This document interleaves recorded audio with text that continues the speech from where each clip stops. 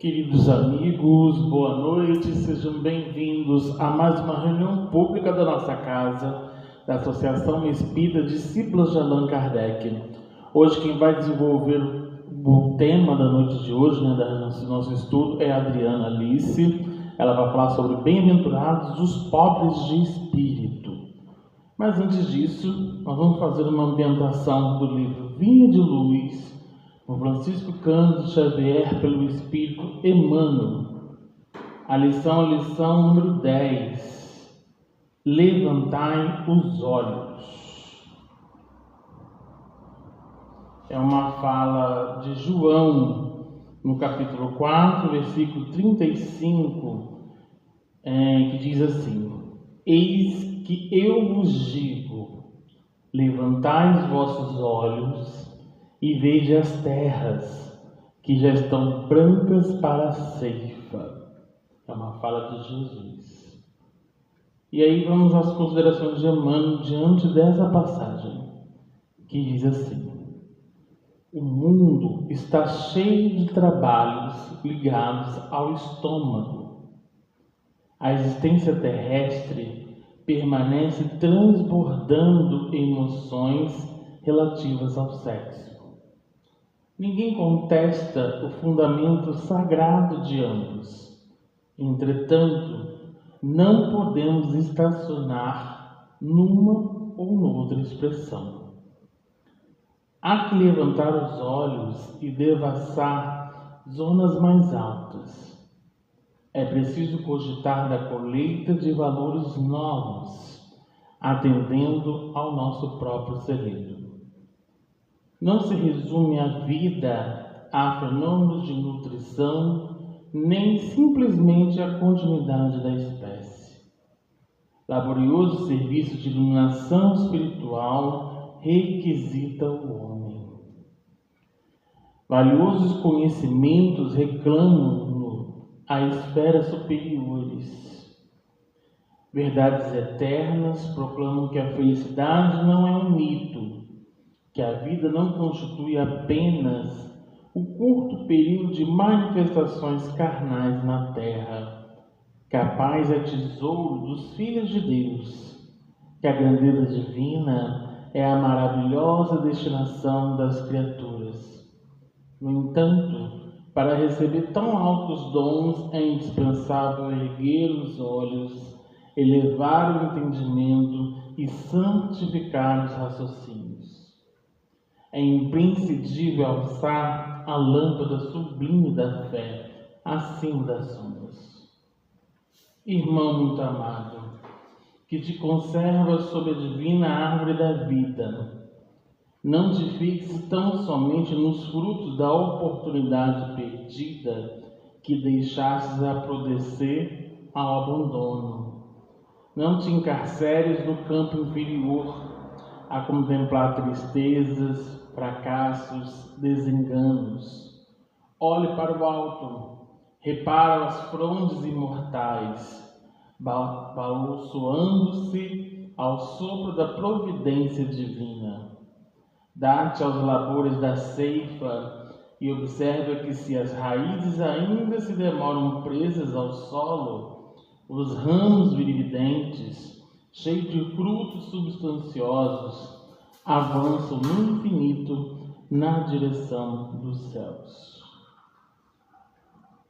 Acho que a fala de Emmanuel deixa claro para a gente nessa passagem, levantai os olhos, reforçando o nosso compromisso da iluminação espiritual, buscar o nosso contato. O contato com a espiritualidade, Emmanuel diz que não tem que ser um contato frio, ou até mesmo um contato de que a gente fique somente em palavras ao vento, sem que justamente ali vivencie essa mensagem. A proposta é que essa fonte do Evangelho seja uma proposta de sentido para nós, Tanto que Emmanuel ele recorre aqui a dois campos em que a gente trabalha bastante. Ele diz dos cuidados materiais, quando ele fala que o mundo está cheio de trabalhos ligados ao estômago, Ele fala justamente que muitas vezes quando a gente tem uma visão da caridade somente na materialidade, né? E a outra justamente na questão das paixões em si, em que muitas vezes a gente se prende a essas vicissitudes.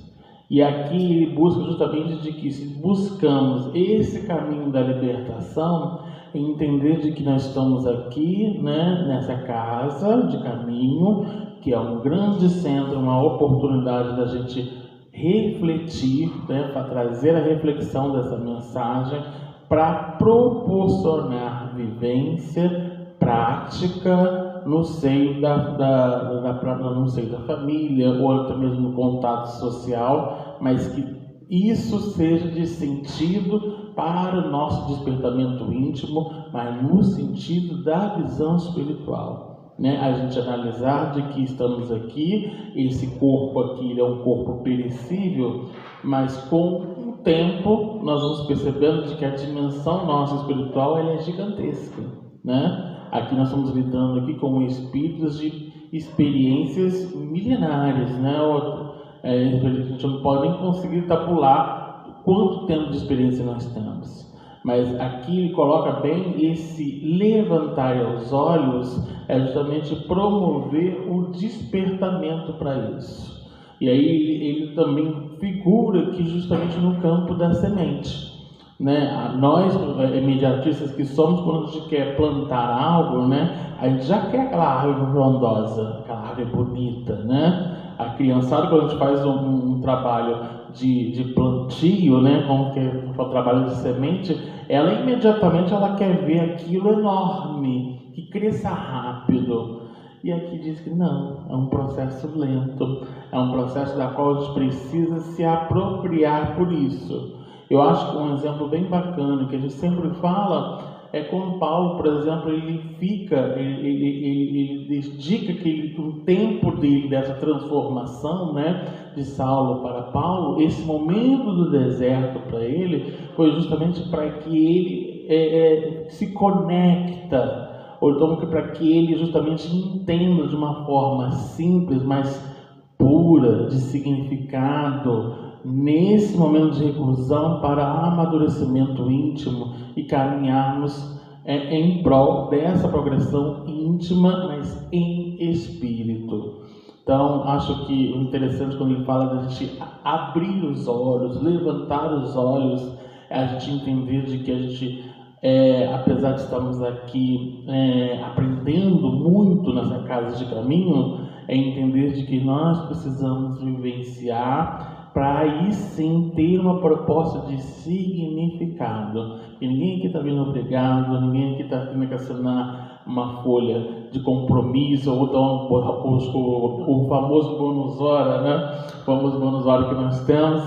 E não é bem isso, é justamente trabalharmos no íntimo para aí sim galgar esse olhar mais profundo do Espírito. Então foi que Paulo ele fez isso nesse momento do deserto, esse recolhimento íntimo para aí sim seguir na essência do Evangelho, entendendo a essência, a dimensão dessa mensagem consoladora, transformando diversas vidas até então. Então vamos elevar nossos pensamentos ao alto e agradecer ao amigo mestre Jesus,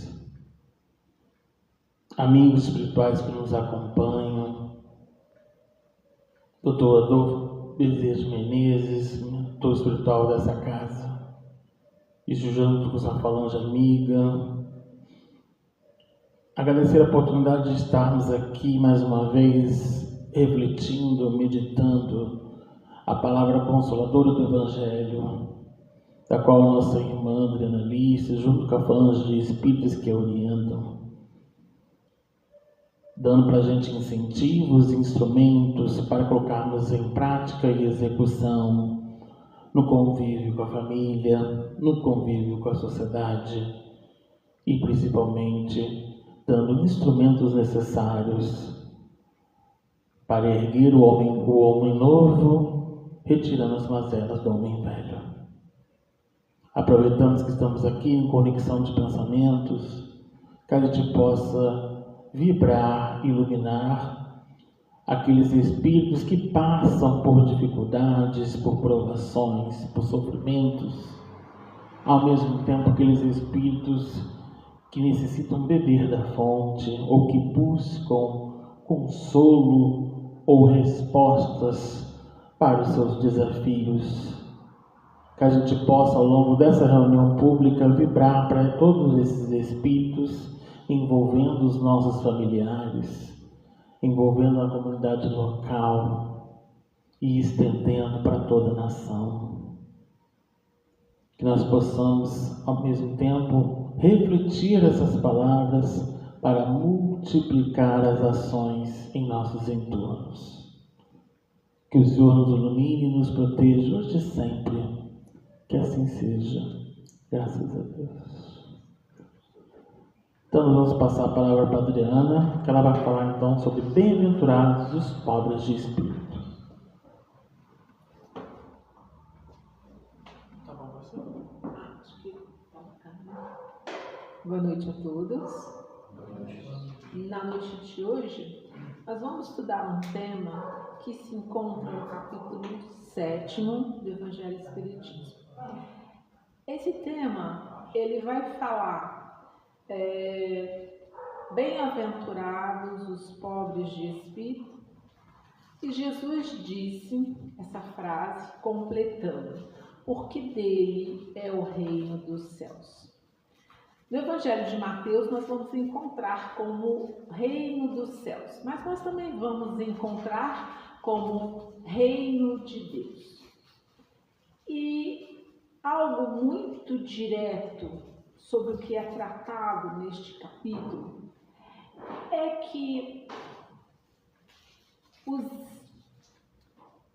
os puros, os simples, os aflitos, Jesus trata nas bem-aventuranças do homem consigo mesmo, do homem com o próximo e do homem com Deus. Essa primeira frase e essa primeira bem-aventurança, ele fala do homem consigo mesmo. Quando a gente fala na doutrina espírita sobre autoconhecimento, ele não é desvinculado dos pobres de espírito. Porque quando Jesus dizia pobres de espírito, ele não estava falando dos baldos de inteligência. Ou seja, quando uma pessoa às vezes é muito sem noção ou não consegue acompanhar uma ideia, você fala assim, é um pobre de espírito. Mas não era sobre isso que ele estava falando. Ele estava falando diretamente aos humildes. E o que isso tem a ver com o processo de autoconhecimento que a doutrina espírita tanto nos demonstra como um caminho de evolução? Porque os humildes são aqueles que se conhecem. Eles sabem o que eles já possuem e o que ainda não possuem. Porque também temos o hábito de confundir humildade com simplicidade. Mas aquela simplicidade assim, fulano vem de família humilde. Não, fulano vem de uma família simples, de uma família pobre, de uma família trabalhadora. Era para ser isso. Mas a gente coloca a palavra humilde e acaba desvirtuando o sentido. Daí, quando a gente vai estudar o que Jesus falou, a gente não entende muito bem. Porque quando ele fala dos pobres de espíritos, ele fala não simplesmente sobre a humildade, mas ele fala também dos puros de coração. Porque logo mais adiante, quando os seus discípulos estavam se questionando quem seria o maior no reino, eles perguntam para Jesus. E Jesus pega uma criança, chama uma criança, coloca entre eles e fala: será aquele que se assemelhar a essa criança? Assemelhar não quer dizer que o homem vai ser infantil, imaturo. Quer dizer que ele vai ter o coração puro. Porque a criança é assim, né? A gente vê, você sai com uma criança pequena, ou vai num lugar onde tem uma criança pequena, em poucos minutos ela já arrumou algum amiguinho. Ela já se entrosa. Às vezes uma criança está sentadinha aqui, ela não tem nada para fazer, ela vira para trás e começa a brincar com as pessoas, realmente com pureza. Então a ideia de Jesus é que nós, para alcançarmos, né, uma condição, e aí no caso dos apóstolos, para alcançar uma posição no reino, precisava ter este coração. Só que não parece que está faltando alguma coisa? Parece que foi tirado de nós uma chave para entender isso. E na noite de hoje, nós vamos trabalhar um pouquinho para ver se a gente consegue resgatar essa chave. Por quê? Porque esta frase é a primeira frase que Jesus vai proferir para um público. É o primeiro sermão, é a primeira vez da sua aparição social, vamos dizer assim, onde muitas pessoas, e Mateus ainda fala que as multidões se assentaram para escutar aquele sermão que ia ser proferido. E quando fala de multidões, vocês podem pesquisar no capítulo 5 do Evangelho de Mateus, é porque ele vai começar a explicar essas multidões, essas muitas pessoas, porque uma multidão são muitas pessoas, mas multidões ele quis dizer porque eram pessoas de características diferentes. Então o que acontece? É a primeira vez que Jesus fala. E por que é tão estranho tudo isso? Vamos voltar no tempo. Vamos entender da onde vinha a formação histórica, cultural, religiosa daquele povo que ia escutar Jesus. Para quem Jesus estava falando?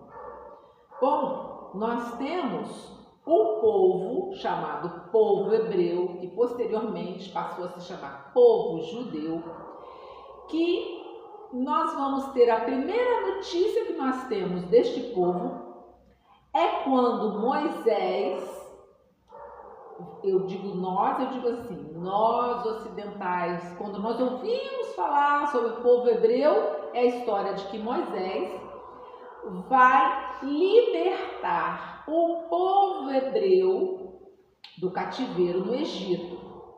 E eles já estavam lá há mais de 430 anos, ou seja, eram gerações que estavam nascendo lá. E a gente pensa assim, né? Hoje a gente vai no Egito, vê tanta coisa bonita, e ao mesmo tempo a gente pensa assim, foi um povo escravo que fez isso. Foram pessoas que nasceram escravas, morreram escravas. E era esse povo que quando Moisés os liberta dessa escravidão e eles saem a vagar em busca da terra prometida, esse povo que era um povo sofrido, então Moisés, para lidar com esse povo, ele não trouxe, gente, só as tábuas dos 10 mandamentos. Ele escreveu livros. Ele escreveu 4 livros e um livro que apareceu bastante tempo depois, que não foi tão estudado no começo quanto esses, porque esse 5º livro que apareceu, ele apareceu bem depois, muito tempo depois da morte de Moisés. Então, eu vou tentar lembrar todos aqui, mas eu tenho certeza que alguém vai me ajudar, porque eu não vou lembrar todos. Primeiro vamos começar. Gênesis, Êxodo, o tempo que eles tiveram, né? Aí depois temos Números. Qual que é esse aqui? Deuteronômio é o 5º, é o dedo diferente. Eu esqueci esse aqui. São 4. que foram os mais estudados, e depois tem esse quinto. Mas não vai fazer diferença para nós não, depois vocês pesquisem. Porque o Deuteronômio, tanto que os judeus falam assim, eles têm uma fala, né, quase que um dito, que os 5 dedos da mão são exatamente os livros. Só que esse quinto dedo aqui, ele é diferente. Ele não é diferente. Ele é o único que é diferente. Os outros têm tamanhos diferentes, mas são iguais. Exatamente porque o Deuteronômio é diferente. Porque esses 4 livros que Moisés vai trazer primeiro, nós não vamos falar aqui sobre amor a Deus. Não vai encontrar amor a Deus. Em Deuteronômio você já vai encontrar. Porque nesse primeiro momento, vamos pensar que Moisés estava educando um povo que já vinha cheio de mazelas no seu proceder, no seu pensar, na sua cultura, porque era escravo. Era um povo bastante indisciplinado. Então, o que acontece? Ele trouxe essas informações para colocar de volta o povo nos seus trilhos. Só que o que acontece? Esse povo era um povo bem diferente do que existia na época. Quando a gente volta no passado, nós vamos ver o quê? Que naquele tempo, principalmente, nós somos hoje uma civilização ocidental que traz na sua base de formação 3 culturas. A cultura romana, a cultura grega e a cultura exatamente judaica. Por quê? Gente, Roma dominou uma boa parte da Ásia e da Europa. Então nós temos muitas ideias, né? O Império Romano, depois também agora, vamos dizer assim, nós vamos entender, agora que a gente estuda, né, nas escolas, eles estão começando a mudar um pouquinho, eu não sei o que já estão passando, mas essa ideia de Império Romano, ele tinha uma característica. Roma, quando subjugava um povo, ele fazia com que suas leis fossem aceitas, sua cultura fosse respeitada, mas a religião daquele povo que ele dominou, ele não mexia, ele não tocava. Então, ao tempo de Jesus, o povo estava sob o jugo de Roma. Mas os romanos, eles tinham umas ideias de muita questão de justiça, de questão de leis, eles eram muito assim. Os gregos dominaram uma determinada época naquilo que nós chamamos na história como Idade Clássica, né? Onde nós vamos ver o quê? O desenvolvimento da filosofia. Mas os deuses gregos, eles eram politeístas, são os mesmos deuses que os romanos também cultivavam, também eram politeístas, com nomes diferentes. Agora, o povo hebreu, que nós chamamos de povo judeu, ele sempre foi monoteísta. E acontece que as bases deste povo era exatamente, quando você pensa em religiosidade e cultura, era uma coisa só. Então, nós vamos ter este povo que vinha de períodos de escravidão, que trazia essa ideia de um Deus extremamente rigoroso. A gente vê a história do olho por olho, dente por dente. A gente vai ver uma questão muito mais educativa desse povo do que sobre amor. Em Deuteronômio, antes se falava somente que Deus tinha que ser adorado. E aí o que acontece? Depois de Moisés, Moisés é mais ou menos 1.300 anos antes de Jesus. Depois de Moisés, mais ou menos 1.050, 1.000 antes da vinda de Jesus, começaram a aparecer os profetas. E os profetas começaram a trazer informações do que viria. E o que viria? Viria um Messias. Porque, afinal de contas, povo hebreu se considerava o povo escolhido por Deus. Então, eles tinham certeza que eles eram o povo escolhido de Deus. Então, eles esperavam um Messias. E acontece que haverão 16 profetas que irão trazer as suas, não eram nem cartas, né? Vão trazer as suas passagens, então vamos encontrar os seus livros dentro do Velho Testamento. E desses 16 profetas, nós vamos entender que entre esse período de 1050 anos antes de Jesus, até aproximadamente 400 anos antes de Jesus, ou seja, mais ou menos 600 e poucos anos, houveram 16 profetas. 4 profetas maiores e os outros considerados profetas menores. Não porque não tivessem importância, mas porque eles trouxeram menos material que os outros. Só que de todos eles, basicamente são 3 ideias diferentes em alguns pontos e semelhantes em outros, de como seria a vinda do Messias. Então, ele seria uma pessoa em comum, ele seria descendente de Davi, ele pertenceria ao povo, mas ele seria um rei, e ele tomaria o trono e governaria com justiça e sabedoria todo o planeta Terra. Meio fânico, né? Meio exagerado, mas tudo bem. E aí, mais para frente, houve outro profeta que trouxe a informação que sim, veria o Messias, mas ele seria um homem comum. Ele seria um homem comum, um homem do povo, mas ainda assim ele traria coisas diferentes.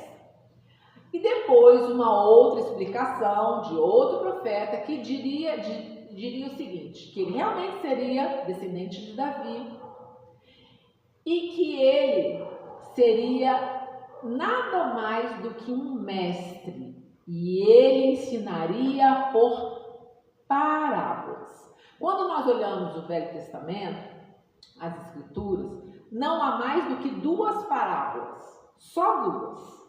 Porque a parábola não era uma didática para se ensinar ao povo. Foi Jesus que inaugurou isso, porque Jesus falou mais de 40 parábolas. Então, o que acontece? Esse povo, então vamos lá, 430 anos no Egito, escravo.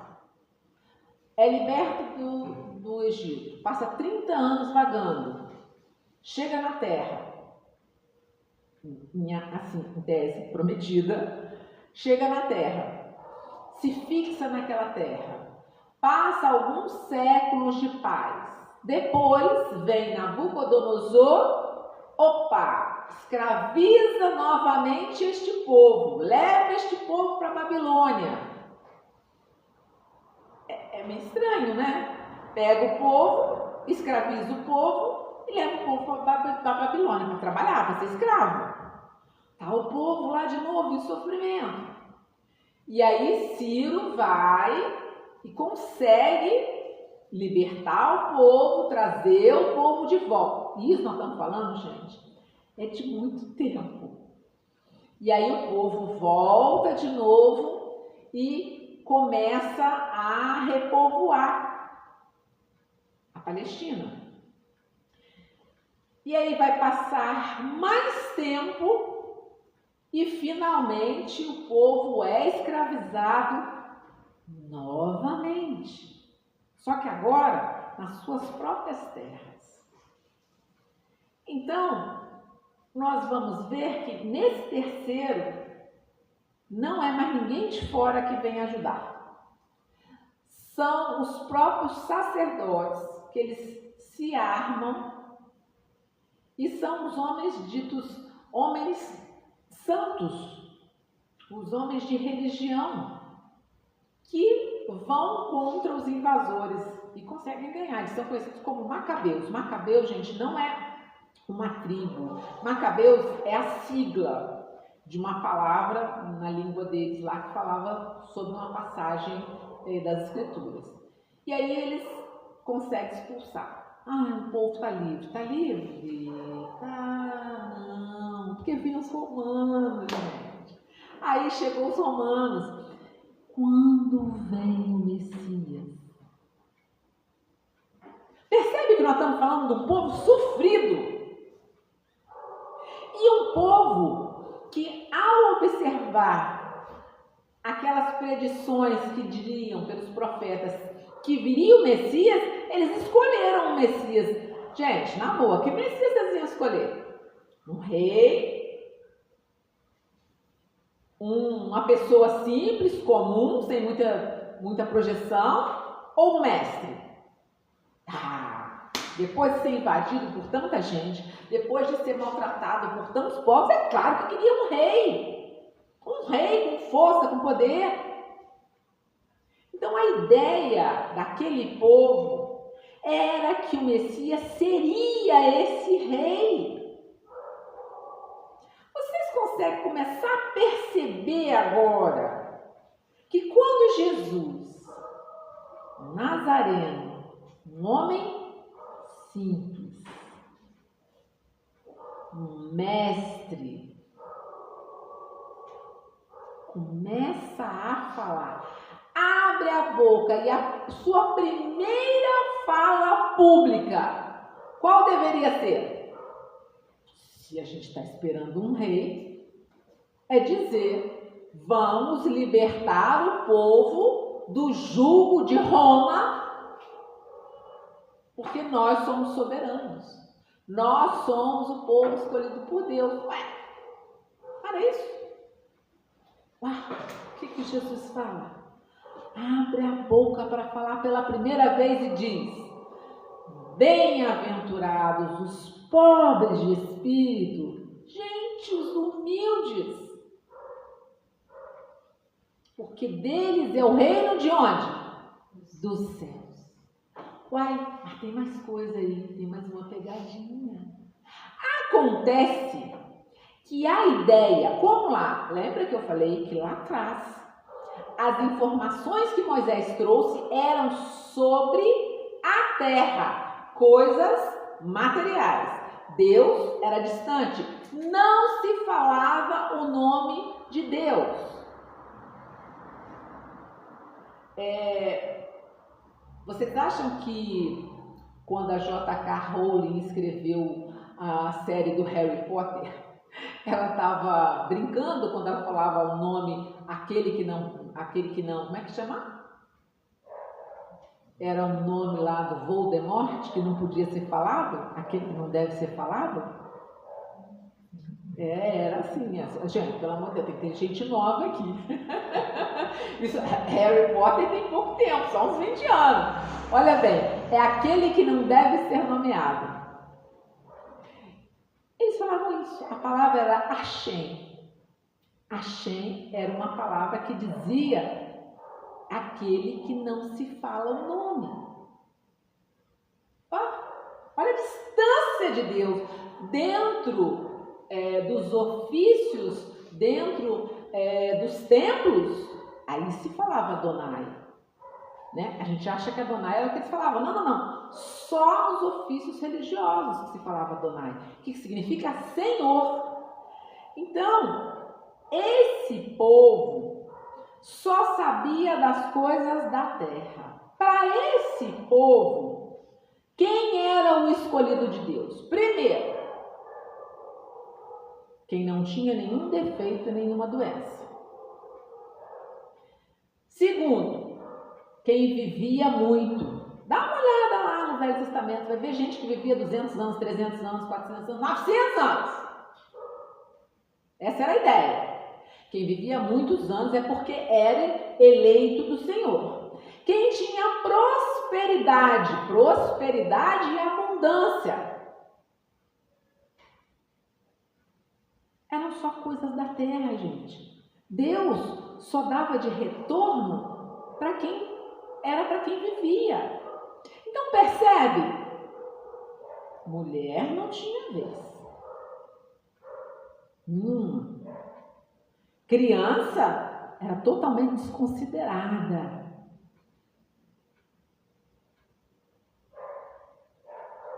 E aí, qual era a dos pobres? Quem não tinha dinheiro? Ah, esse está totalmente afastado de Deus. Percebe que se criou uma elite?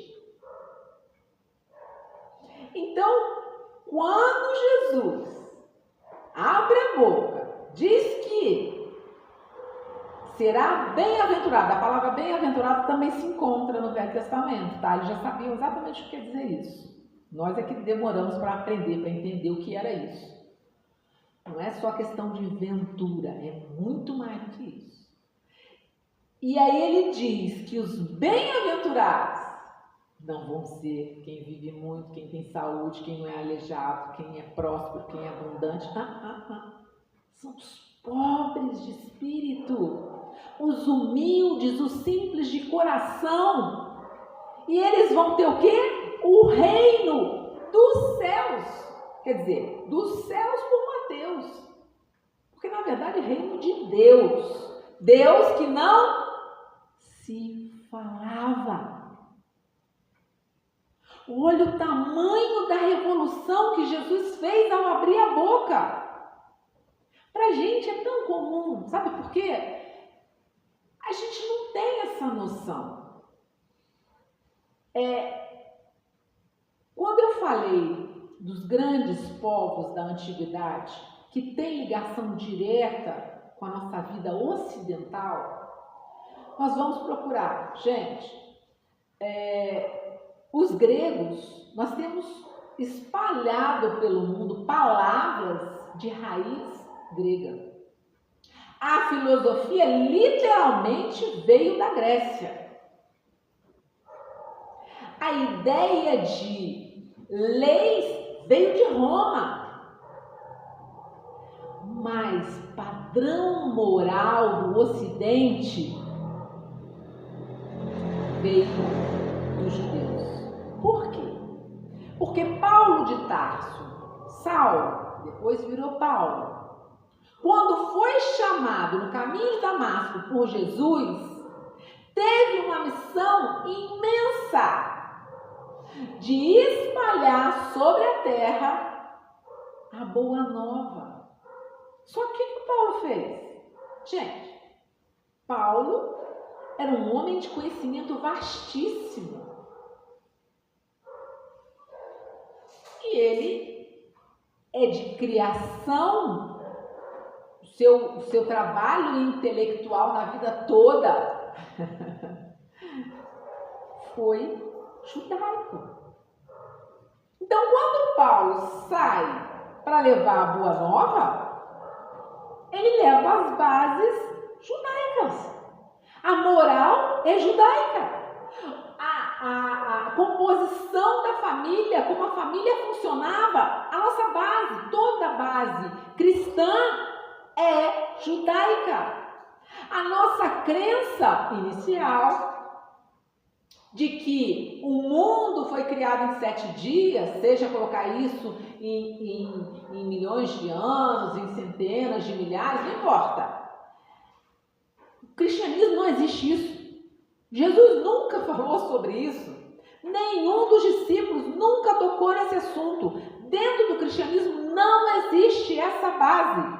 Mas como Paulo a tinha da sua formação judaica, quando ele levou a boa nova, ele trouxe as bases da religião e da cultura judaica.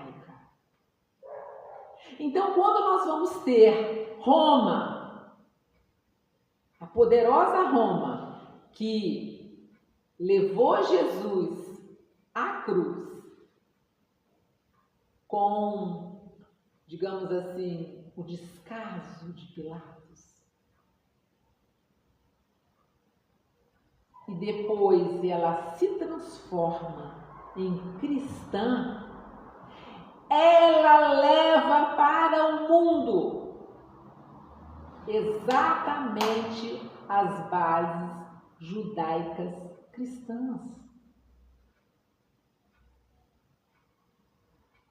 Não Paulo não levou questões específicas como circuncisão, como alguns ritos, algumas coisas que eles fazem. Ele não levou a Torá. Mas toda a base de formação dele era essa, judaica. Então, vocês percebem que quando Jesus começa a falar de um reino, olha, você não vai ser mais pago aqui não. Não se preocupa se você tem dinheiro, se você não tem dinheiro, não se preocupa se você é aleijado, se você é cego, não se preocupa com isso. Se você traz puro o seu coração, se você traz a humildade de saber o que você é e o que você não é. Gente, porque muitos dos nossos problemas é a gente meter a besta de ser aquilo que a gente não é.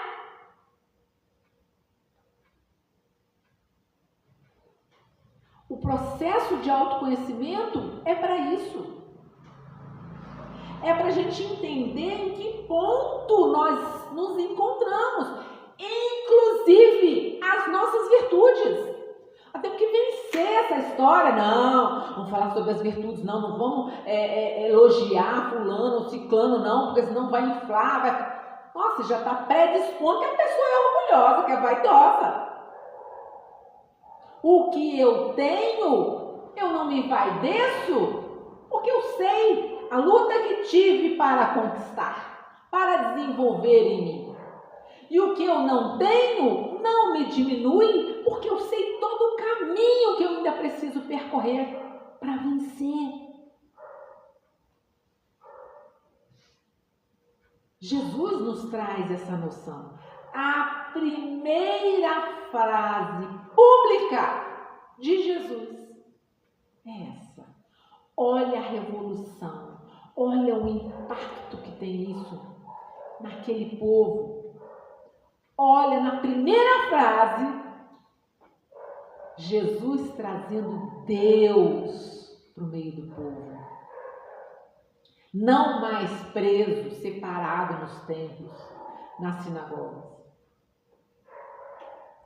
Então, quando a gente fala sobre essa humildade, nós vamos falar um pouquinho sobre evolução. E aí, eu não posso sair daqui, né, Felipe? Não, né? Porque eu queria ir ali. Posso? Então eu vou ali. Gente, olha só. Isso é uma escada. Eu aqui nessa escada, estou aqui no meu nível evolutivo. Suponhamos que no meu nível evolutivo eu ainda falo mal dos outros. Um belo dia eu me dou conta que eu não gosto que falem mal de mim. E aí eu começo a olhar e ver um degrau surgindo. Qual degrau é esse? Ah, é um degrau do respeito. Porque eu preciso respeitar o outro, porque eu quero respeito também. Então não vou falar mal dos outros. Aí eu levanto a minha perninha e coloco aqui nesse degrau. Vocês notaram que não dá para fazer isso assim? Não dá. Eu só fiz porque é baixo. Certo? Não dá. Ninguém sobe a escada assim. Se alguém subir a escada assim, cuidado. Nosso joelho não aguenta muito tempo. Pus o pé no degrau. Como eu subo agora, eu tenho que tirar o pé daqui. Colocar força nesse aqui. Então eu tenho que aprender aqui primeiro no processo do respeito. Eu tenho que desenvolver essa energia, essa força, esse músculo para me sustentar aqui. Quando eu colocar o outro pé, aquele degrau desaparece. Evolução é isso. Quando você coloca os dois pés nesse degrau de evolução, aquele aparece. Ainda não dá para ver o outro. E eu também não posso passar aqui no degrau de cima, porque ainda não está lá. Então eu venho para cá. Então o que acontece com isso? Se são degraus que eu tenho que galgar, mas que eu saio de um, me fortaleço. Eu aprendo, eu entendo E aí eu coloco os 2 pés nele. E eu não volto mais para trás. Se você acha num ponto que você está evoluindo, mas se às vezes você escorrega, como por exemplo falar mal de alguém, como por exemplo pensar mal de alguém, você só vai sair com o pé daquele degrau quando você parar de pensar mal de alguém. E digo mais, você só vai colocar os 2 pés no degrau de cima quando pessoas estiverem falando mal de qualquer pessoa, de qualquer situação, e você não apenas não falar, não pensar, mas como trazer a conversa para o lado bom daquela pessoa e daquela situação. Porque fazer o bem não é só não fazer o mal. Tem gente que fala assim, bom eu não sou, mas pelo menos mal eu não faço. Ah, tá fazendo sim. Se você não está fazendo bem, você está fazendo mal. Não tem outra conversa, gente. Não tem outra conversa. Ah, eu estou em cima do muro. Não existe em cima do muro. Estar em cima do muro não está certo. É fazer o mal. Está mandando mal com você. Não está se respeitando. Não está tendo palavra, honra, dignidade. Então, a proposta, agora que a gente já entendeu de onde nós viemos, o peso daquilo que Jesus trouxe para nós, ao falar dos pobres de espírito, ao inaugurar a sua pregação, o Sermão do Monte, falando com um requisito básico do ser humano: ser humilde e ter simples o seu coração. E a gente complica tanto. E nós às vezes temos tanto medo de nos entregar para as mudanças que foram propostas por Jesus há mais de 2000 anos atrás. Mas está tudo bem. Porque o véu só foi realmente levantado para nós no final do século XIX. Quando a doutrina espírita veio à luz do mundo através do Livro dos Espíritos em 1857. E na terceira parte do Livro dos Espíritos, onde vai falar toda a parte moral trazida pelos Espíritos, que deu origem, posteriormente, ao Evangelho, 1864, essa doutrina veio mostrar, e mais ainda, a partir desse livro, veio mostrar ao mundo. Vamos voltar para Jesus. Vamos olhar o que Jesus falou. Está desatualizado? Não. Peraí. E se a gente colocar essa chave? A doutrina espírita tem uma chave. O Evangelho segundo o Espiritismo é a chave para entender o Evangelho de Jesus. Kardec não pegou o Evangelho e preparou o Evangelho segundo o Espiritismo. Não. Primeiro veio o Livro dos Espíritos. E quando veio toda essa parte moral que foi elaborada com os Espíritos, que Allan Kardec, ele passou um ano, gente. O ano de 1863, Allan Kardec passou trabalhando no Evangelho segundo o Espiritismo. Porque ele partiu das verdades morais que existiam na terceira parte do Evangelho, do Livro dos Espíritos, do livro 3, e chegou lá e olhou e falou: ué, isso aqui está igual ao Evangelho. Olha, também tem os Evangelhos. E aí ele começou todo um trabalho que, obviamente, estava montado na espiritualidade, mas ele se dedicou para que isso acontecesse. Então, hoje, quando nós somos chamados, né? Mas o que a gente veio fazer aqui hoje, gente? Vocês vieram aqui por quê? Que é um compromisso? Porque o Felipe já falou logo de cara, ninguém assinou nada para vir aqui. Até assinamos quando a gente chegou ali, mas é só para dizer assim, tive aqui. Mas ninguém assinou nada, ninguém é obrigado a estar aqui. Não, ninguém é obrigado a estar aqui. Foi um chamado do seu coração. Em algum momento. Então eu vou dizer que a Giovana foi obrigada. Que ela nem sabia onde que eu ia, só sabia que eu ia dar palestra. Mas também foi um chamado do seu coração.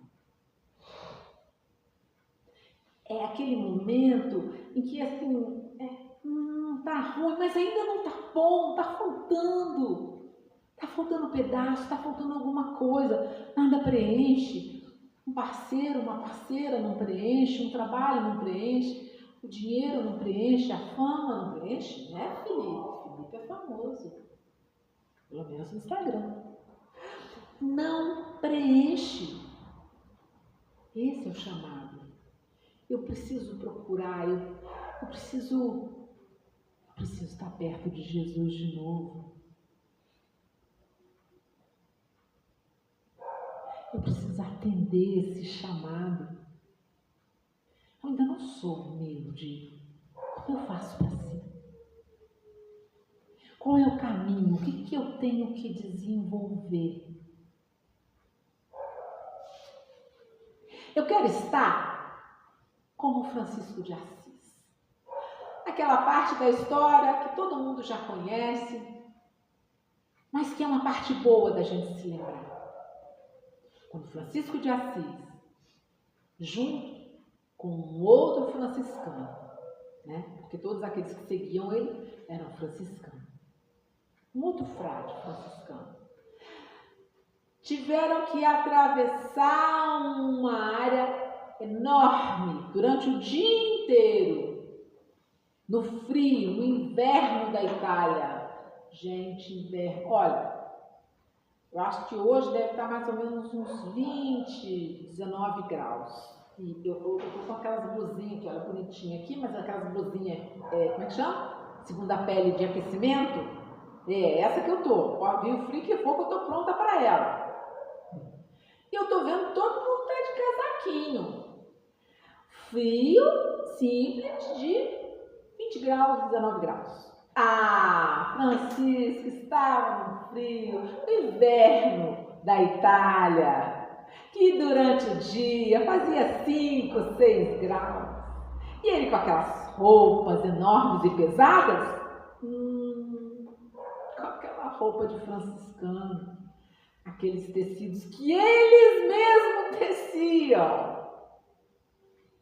E eles passaram o dia inteiro andando, sem um lugar para se alimentar. Vamos chegar lá. Quando eles chegaram lá no mosteiro,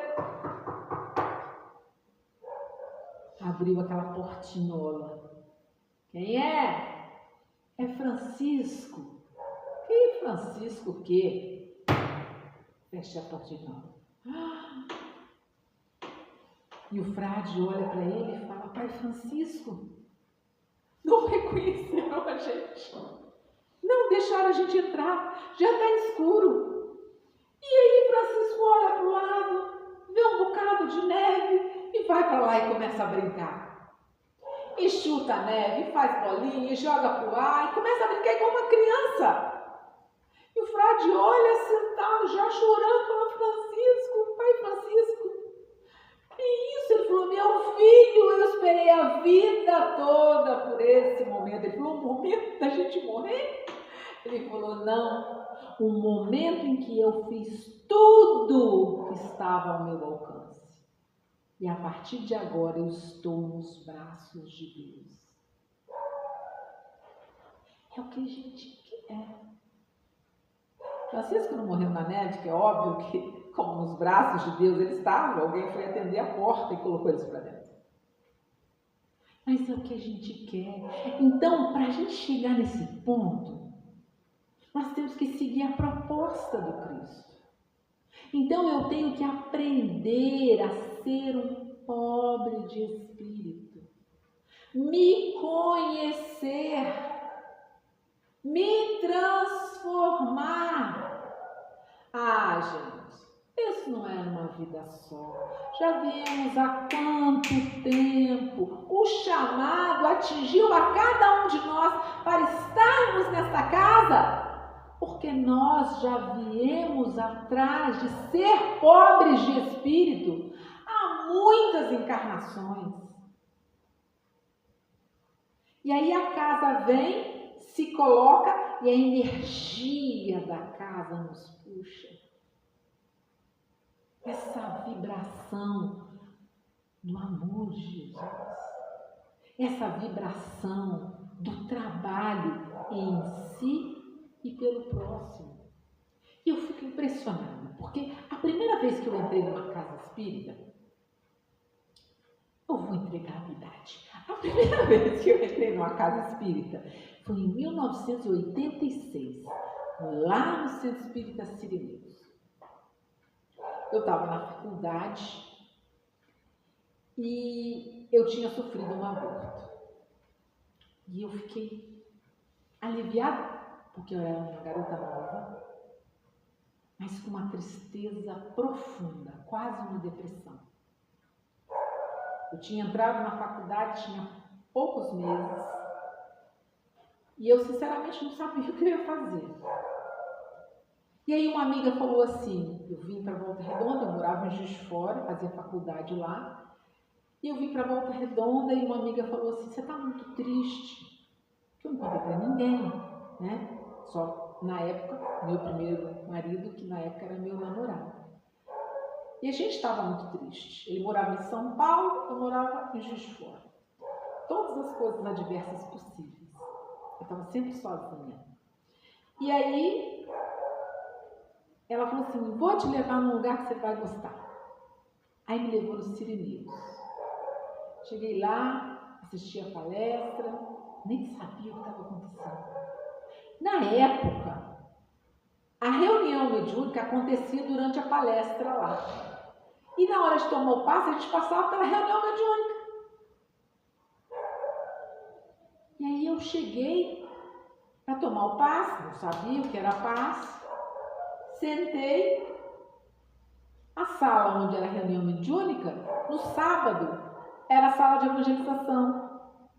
Então, quando eu sentei, eu encostei a cadeira para trás, que eu não podia ter feito isso, eu derrubei todos os trabalhos das crianças que estavam no varalzinho. Eu desconcentrei a reunião mediúnica inteira. Gente, eu encostei assim, então assim, eu abri o berreiro. O que eu estou fazendo aqui, Jesus? Eu estava atendendo um chamado. Meu coração não sabia, tentei fugir. Eu fugi por mais 6 anos. E aí, Jesus me chamou de novo. Volta, Sirineu, vem trabalhar. É aqui o seu lugar. Volta, discípulo de Allan Kardec. Vem trabalhar, vem aprender. Eu fiquei impressionada, porque lá as pessoas iam gratuitamente dar aula. Tinha um monte de curso, como assim? Todo curso que eu vou fazer eu pago. Mas tinha um monte de curso para eu aprender sobre a doutrina, sobre Jesus. Foi a primeira vez na vida que eu vi dessa forma.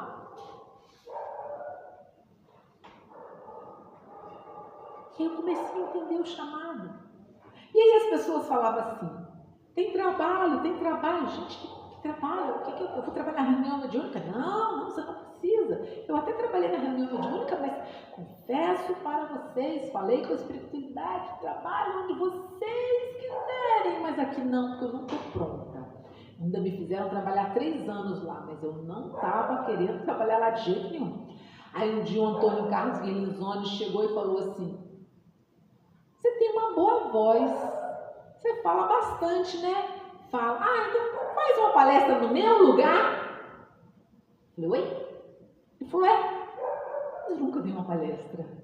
Não, mas já tem quase 3 anos que você está estudando. Vai sim, vai lá. E aí eu comecei a fazer a palestra. E aí eu escutei meu chamado. Gente, tá vendo? A gente tem que começar a confiar. É dessa forma que a gente vai estar lá no mesmo lugar que Francisco. A gente faz a nossa parte. Fé não é acreditar. Quem te falou isso não sabia nada sobre fé. Fé é confiar. Assim como eu confio agora, nesse exato momento, de que hoje cada um de nós tinha que estar aqui para estudar sobre essa bem-aventurança. Muito obrigada pela atenção de vocês. Nessa parte nós terminamos.